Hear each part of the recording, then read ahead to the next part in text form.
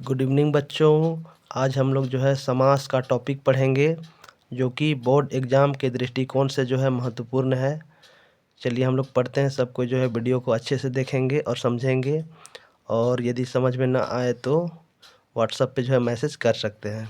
चलिए हम लोग समास का परिभाषा जानते हैं। देखिए समास क्या होता है। तो दो या दो से अधिक शब्दों के मेल से यानी मिलने से जो है समास बनता है। जो नया शब्द बनता है वो क्या कहलाता है? समास बनता है। जैसे देखिए, जैसे रसोई घर है ना, रसोई घर। तो रसोई घर में जो है इसमें दो पद हैं। पहला पद देखिए रसोई और दूसरा पद घर। जब दोनों पद आपस में मिलेगा तो क्या बनेगा? समास बनेगा, यानी रसोई घर बन जाएगा। इसे हम लोग समस्त पद यानी पूरा पद भी कहते हैं। दूसरा उदाहरण में देखते हैं, राजपुत्र। यहाँ भी आप देख सकते हैं, यहाँ पे दो पद हैं, एक राज और दूसरा पुत्र, राजपुत्र। ये दोनों जब मिलेंगे तो आप क्या बन जाएंगे? समस्त पद यानी राजपुत्र बन जाएंगे। तीसरा उदाहरण देखिए, गंगा जल। यहाँ भी आप देख सकते हैं, गंगा एक पद है और दूसरा पद है जल। दोनों पदों को मिलने से क्या बन गया? गंगा जल। चलिए अब समास विग्रह के बारे में जानते हैं।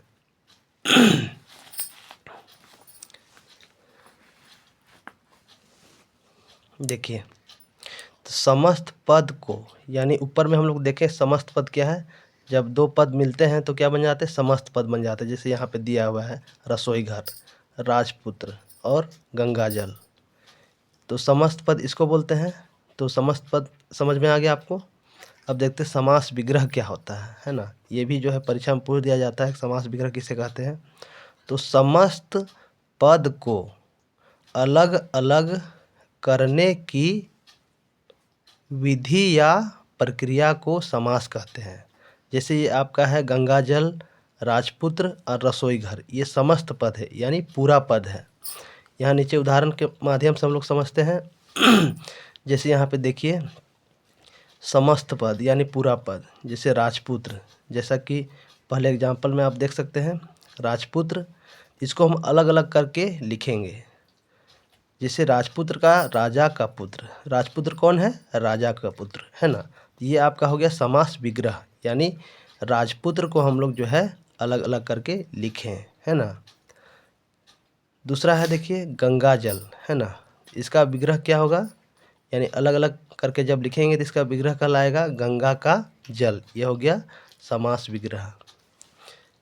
अगला देखते हैं रसोई घर। रसोई का मतलब समझते हैं जहाँ पे खाना पकाया जाता है। तो इसका विग्रह होता है रसोई के लिए घर, जहाँ पे खाना बनाया जाता है। अगला देखते हैं देशभक्ति, है ना। इसमें भी समस्त पद है, दो पद है, इसमें भी देख सकते हैं। तो इसका विग्रह जब होगा तो क्या होगा? देश के लिए भक्ति। अगला एग्जाम्पल देखते हैं नील गाय, यानी नीला है जो गाय, ये हो गया समास विग्रह। अगला देखते हैं त्रिनेत्र। तो तीन नेत्र किनके हैं? तीन नेत्र हैं जिसके, किसके हैं? भगवान शिव के। ये आपका समास विग्रह हो गया। अगला है लौह पुरुष, यानी लोहे के समान जो पुरुष है उसको क्या बोलते हैं? लौह पुरुष। ये हो गया आपका समास विग्रह। यथाशक्ति, शक्ति के अनुसार। तो आप देख सकते हैं कि जो है ये समस्त पद, ये मेरा पूरा क्या कहलाएगा? ये सब समस्त पद कहलाएगा, ठीक है। और जो इसका हम अलग अलग करके लिखे हैं, जो लिखने का विधि या तरीका है, प्रक्रिया है, ये हो जाएगा मेरा समास विग्रह। चलिए आगे हम लोग पढ़ेंगे समास के भेद।